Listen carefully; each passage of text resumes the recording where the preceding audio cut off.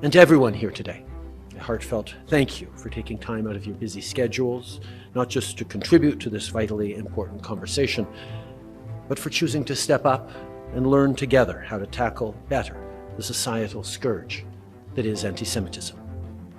I know the explosive rise of anti-Semitism we've seen since Hamas's heinous October 7th attacks had left Canada's Jewish community and Jewish communities around the globe feeling terrified and far too often alone. So your decision to recognize that everyone has a role in addressing anti-Semitism and your choice to be here today matters.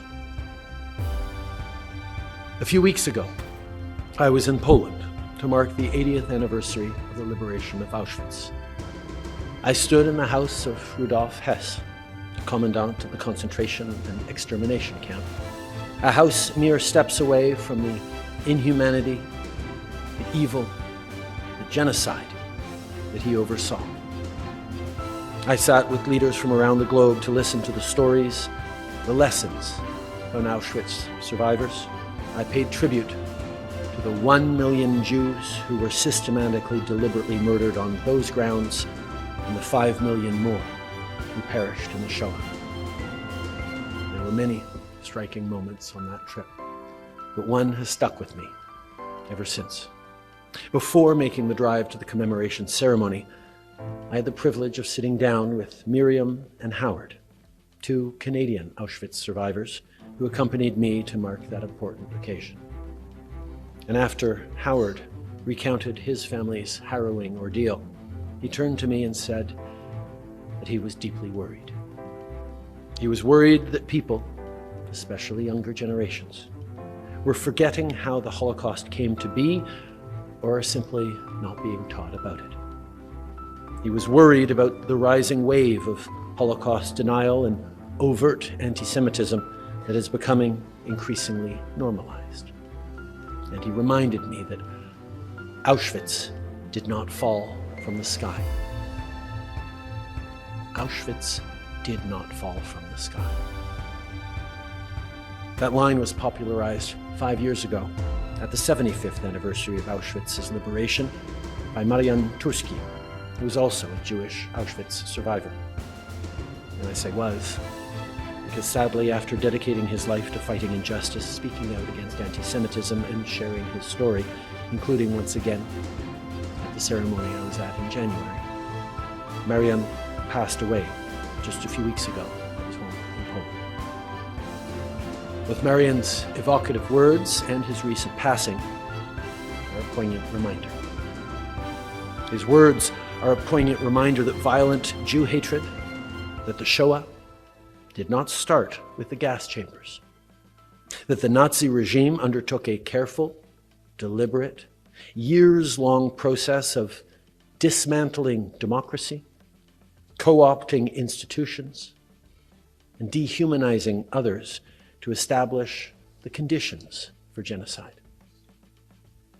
But his passing is also a reminder that we're now 80 years removed from the Holocaust, that the generations to come will not be so fortunate as to learn directly from survivors. That, as Howard warned, as Miriam warned, and as Marian warned, memory is fading, denialism is increasingly mainstream, and the warning lights are increasingly flashing red. And let there be absolutely no doubt, the warning lights are flashing red. Anti-Semitism is on the rise, particularly since Hamas's brutal, barbaric terrorist attack of October 7th. Holocaust denialism is on the rise. Violent extremism is on the rise. What you are experiencing is not normal.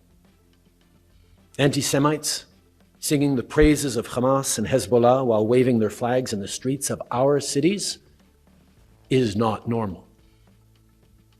Jewish students being shouted down in their classrooms and campuses for simply expressing their identity, their opinions, their beliefs, is not normal. Synagogues and Jewish day schools being attacked and firebombed by cowards in the night is not normal. The increasingly common, deafening indifference toward or even rationalization of rising anti-Semitism is not normal. The term Zionist increasingly being tossed around as a pejorative, in spite of the fact that it simply means believing in the right of Jewish people, like all people, to determine their own future, is not normal. No one in Canada should ever be afraid to call themselves a Zionist. I am a Zionist.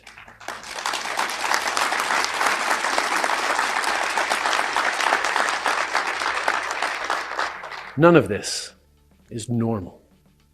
And it is incumbent upon me and upon my successor as Prime Minister, upon the premiers, municipal leaders, police chiefs, and every single Canadian, particularly non-Jewish allies, to not only speak out against anti-Semitism, but to act, to stop its spread, and to take this deadly threat